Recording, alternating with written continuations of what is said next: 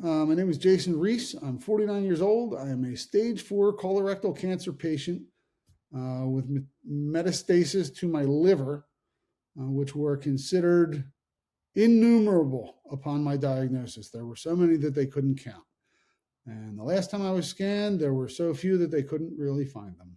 So I probably ignored the real symptoms for a long time, right? And kind of explained those away by my poor diet because I didn't have a great diet, right? My diet was okay, but I tend to, when I crave something, I'll overeat that thing, right? If I want, let's say, hard pretzels in a bag, right? Like the mini pretzels. Well, I'll buy the pound bag and eat half of that. And I would explain away all of this gastrointestinal distress to my eating habits. We're getting wings. I'm going to order 25 for myself. One human does not need to eat 25 wings. 12 is probably enough. These days I'll eat 6 and I call that good. But I explained away a lot of the looseness and just I couldn't tell you the last time, this is going to sound insane.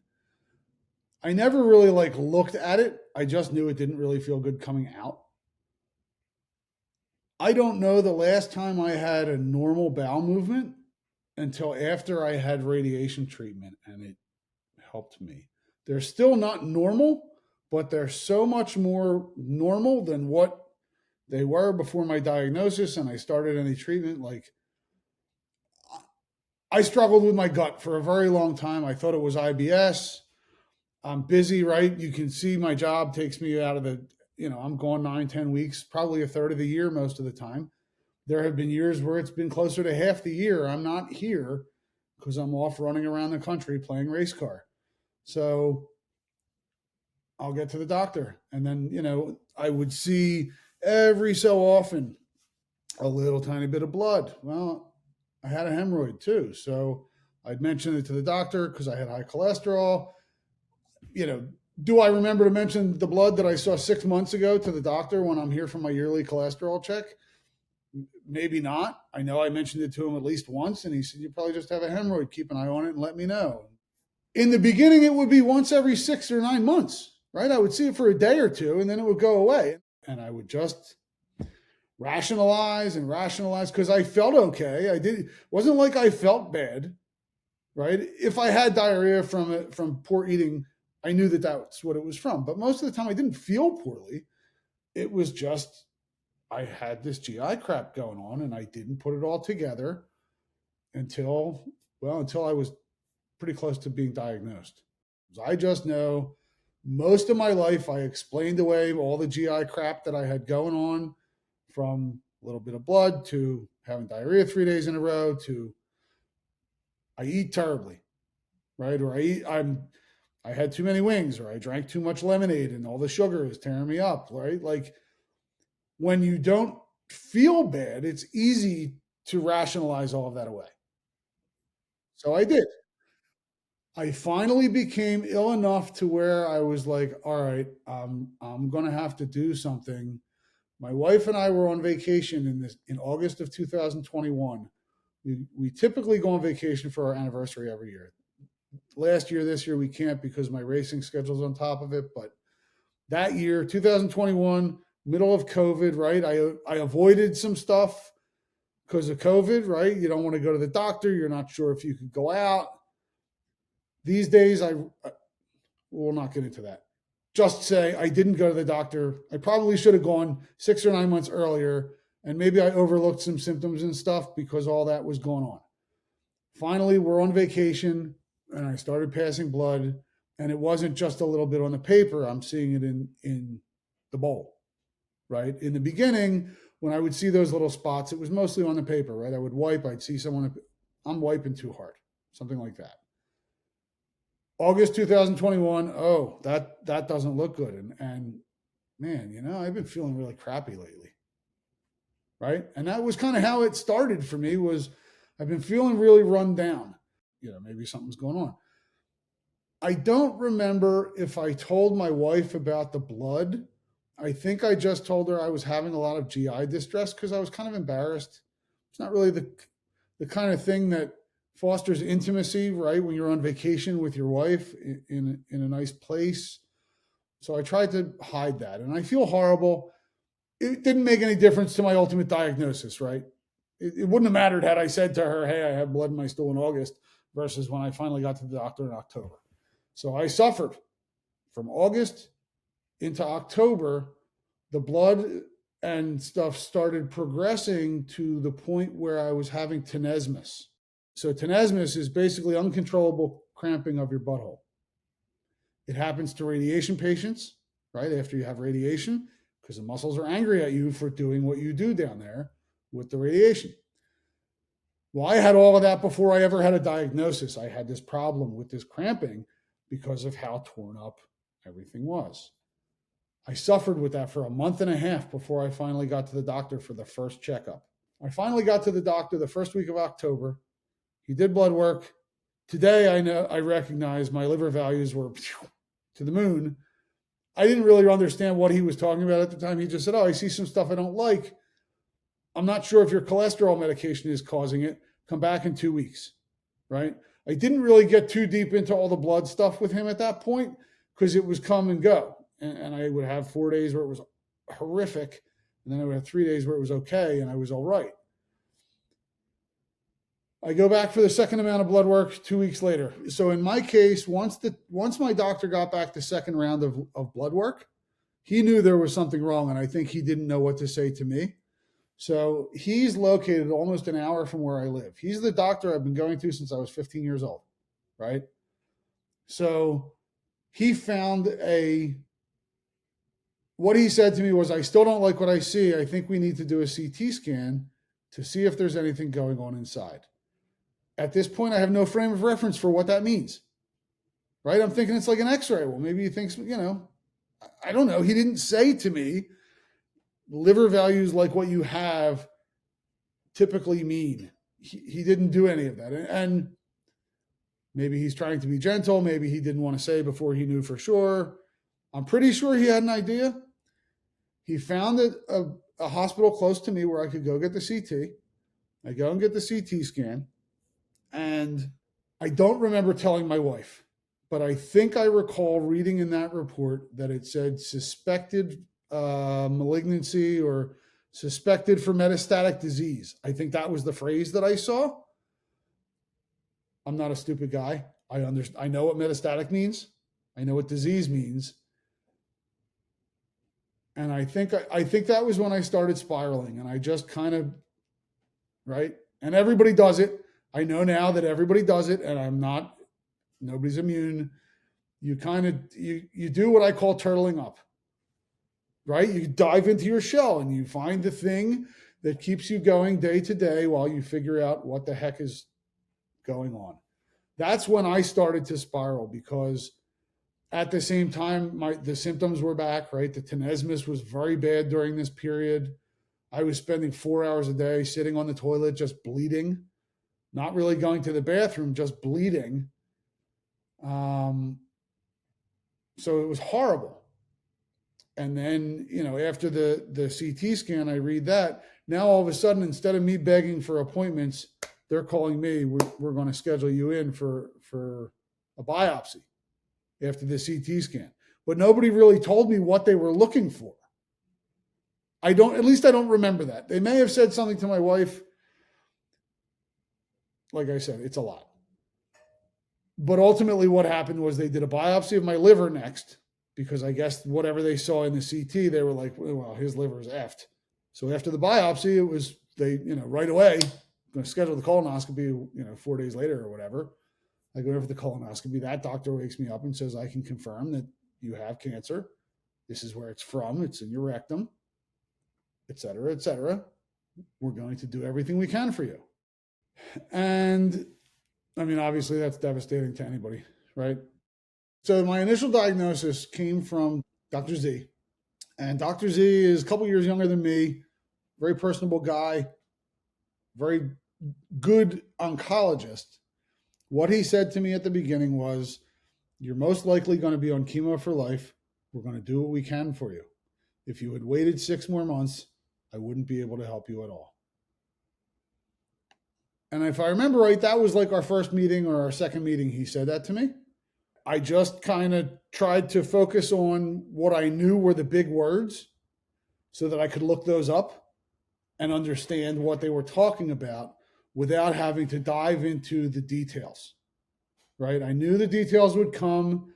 I just tried to navigate it the best I could, right? And for me, to absorb something like this, I have to break it down into chunks that I can absorb. And sometimes they become really small chunks, like single words. Okay, adenocarcinoma, suspicious for metastatic disease, right? But he said, most likely chemo for life. So far, he's been right. I've had a little break here and there. I've been on chemo pretty much since we talked. At first, it was Folfox, which is what he put me on. I was on Folfox starting December 5th of 21, and I had 16 full-strength treatments, which was a very bad idea. I did not understand what neuropathy felt like, and I probably should have told him much sooner that I was having issues. Part of the challenge, and this might sound crazy, part of the challenge is that right when I started chemo, I bought all new socks. And I kept thinking that the feeling I was feeling under my toes was my new socks bunched up under my toes. It's actually the underside of my toes being deader than a doornail. Lesson learned. I did do icing, right, where you cool your hands and feet down. However, I didn't necessarily understand what I was trying to achieve with the icing. So I held the bottle. I used frozen water bottles because they would stay cold much longer than like the gloves you could buy. So I bought like cycling water bottles and I was holding them and I was resting my feet on them. Well, the soles of my feet are fine. But from the balls of my feet forward where I didn't use the ice, that's the part that's numb. Same thing with my hands. But that experience is helpful to me when I talk to patients who are behind me. But I started with Folfox. And after that, I learn about the HAI pump. And I go to treatment and I say to my doctor, hey, I have rectal cancer, mets to my liver. That's what they use this for. They don't use that anymore. That's an old technology, is what he tells me. And I'm like, no, doc, this is something like my friend just had this done. So he told me this thing didn't exist. So I started researching where they did it, like where they would do this type of stuff. And I came across the NCI center where I live now. Maybe I'm eligible for this thing, right? Like maybe that makes sense. Of course, right? I'm the guy. He says, I want to operate on you. You're in great shape. You have no other stuff going on. So we schedule. We're going to put in an HAI pump. I wind down my Folfox treatment at the other hospital, switch all my care to Penn. And, I had a little bit of a chemo break there at the end of that summer because I had to be off before he could cut on me, right? Because I was on Avastin with Folfox. And on October 20th, he put in, October 20th of 2022, so a year and 2 months ago, basically, he put in the first HAI pump. And a couple of days later, a hematoma formed on top of it, and there was so much pressure that the incision popped open. Long story short, I go on the 17th, I wake up on the 18th with a new pump on the other side. That's what he felt he had to do. Okay, I get it. And he glued me shut again. And not long after that, it opened up again. So the first one was over here. This one didn't heal at the same time as when this incision was made because they have to get to the artery for the liver that way. He was also looking around to see if I could be resected on that day. But that incision goes from here and it ruins my belly button, right? My belly button used to be a perfect circle. It's not anymore. That's okay. Then he did this one a month later. It didn't heal properly. So at the end of December, now I have this incision and it's open an inch again. Well, not only is it open by an inch, but you can see the pump inside me, the pump and the catheter. You can see the pump, a little bit of the pump sticking out of the thing because the location, when I showed you where those cuts are, those cuts are also right at the base of my ribs, which is where your body flexes when you bend. So every movement I'm making is just another movement that's preventing it from healing. Today, I can look back and say, Doc, you probably should have stitched or stapled me shut. It's not his fault. I'm not mad. It's what it is. But I managed to get 2 more treatments of the drug, because what I did was I discovered how to palpate the bump where they would fill it, and I would bandage myself in a way that all they had to do was just stab me in the bump, and they would never see the incision to say, yo, bro, we need to take this out of you right now, because maybe it was infected or not. I didn't care, because I knew in my heart that that drug was the only thing that was going to get my liver to a point where I could maybe live through this. So I got 3.5 treatments of the drug before they finally took it out. Every time we check my liver, all the values are in the green for someone who is perfectly healthy. Did that do it? I don't know. Had I given up earlier, would it have impacted me? I'm pretty sure it would have. So I fought and fought and fought until I could see the edges of the incision getting red and it felt kind of stingy. Hey, Doc, I think we should probably take this thing out right now. And he did. He took it out on Valentine's Day. So now I don't have either one. It's supposed to be in there for pretty much life if you get to that point. I don't have either one of them, though. In conjunction with the pump, they were doing Vectibix and irinotecan. So I had all the skin stuff going on. My chest broke out. Basically, from the waist up, I was one giant 14-year-old pimple, right? It was behind my ears. It was in my neck. It was in my ears. It was in my nose. It was horrible. I was on that during all this stuff with the pump. I was on irinotecan and Vectibix until June.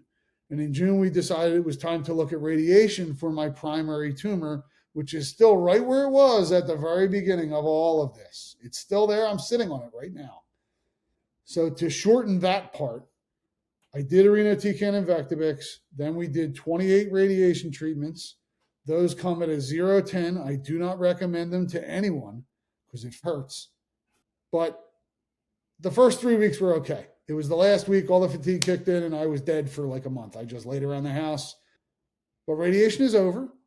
As I mentioned earlier, I've had the most normal bowel movements that I've had in the last 2 years, in the last couple of weeks, as I've continued to heal from radiation. And my next step is going to be an ostomy, right? A colostomy, because my tumor is right above my rectum. We're right at the top of the muscle stack, I guess. So an ostomy, for all of the challenges that it can bring, actually sounds kind of liberating and nice, given all of the pain. The last 2 years of my life have been dominated by thoughts of how my GI is going to act or react to a stimulus or a food, or not enough water, or, right? It sounds very, very nice to think about the fact that maybe just taking care of a bag every other day. Once you figure it out, I know there's challenges to figuring it out, but the consistency, the simplicity,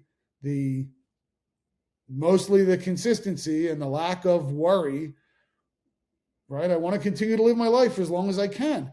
Maybe they take that out and then I find a liver transplant and I become NED and I'm good, right, for another 20 years. I'd rather live that with a bag than live that I can't go work for the next 20 years. 6 weeks ago, I had an appointment with my oncologist, my current oncologist, and I brought up a program to him that they do at the University of Rochester, which is a bring your own, what they call BYOL, bring your own liver, where I would find my own donor. Once my primary tumor is gone, if I have no spread anywhere else and I get a new liver, theoretically it won't come back. I have a friend who's had this done at this hospital. So I go in and I say to my oncologist, hey, we need to get the primary out because this is the next step. And he says to me, you can't get on the list. I said, Doc, there isn't a list for this. This is, you bring your own person. He said, that doesn't exist. You can't get on the list because you have cancer. I said, Doc, I'm telling you this exists. He said, no, it doesn't. Okay. Right? And I left. And I'm not mad. because I know that I've planted a seed because of what happened with the first guy.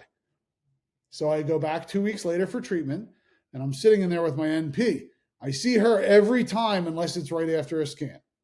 This time, the first time was right after the scan. So I'm ready to talk about let's do surgery, right, to move forward. He still tells me it's not a thing. I'm sitting with the NP. We're in there for 15, 20 minutes. She's talking about side effects, and we're just chatting. He pokes his head in and he says, remember that thing you asked me about the last time with the bring your own liver deal? We're in the middle of doing that here. 2 thumbs up, Doc. I'm glad you figured it out. But at this point, my intention is to be one of the first people on that table for them, right? I have to get the primary tumor out. Then I have to figure out what are the requirements, and then I will go find someone. I've been on a different treatment right now than I was on before, right? Before I was on capecitabine when I was getting radiation, but I wasn't getting Avastin at the same time. But once radiation ended, they kept the capecitabine. They took it from just radiation days to 7 days on, 7 days off, and now you're taking twice as much. And then they add in the Avastin, and then the surgery is going to be what it is. The next step's going to be what it is. But I can't control any of that part. I can just get to that point, hopefully. So please just go to the doctor. Send me a message on social media. I'm very easy to find. If you have questions or anything at all, anything I can do to help anyone who is at this point. 45 years or older, make an appointment today. If you're under 45 and it runs in your family, make an appointment today. Even if it doesn't run in your family and you're under 45 and you have poop weirdness, tell them it runs in your family because they can't check it. It's not something to be ashamed of. We all have buttholes. We all fart. We all poop. Some of us get diseases. And it's completely curable if you don't ever get to the point where you have it. If you have stage 1, they can get it out of you. You don't end up like me, turning 50 in 10 days, but staring at the end of my life, at the end of my hat. Please just go to the doctor. If you have any poop weirdness, weird shape, weird smell, weird color, weird anything, any kind of blood on the paper, any kind of blood in the stool, in the bowl, any kind of pain, they can fix you, especially if you go before you end up like I do.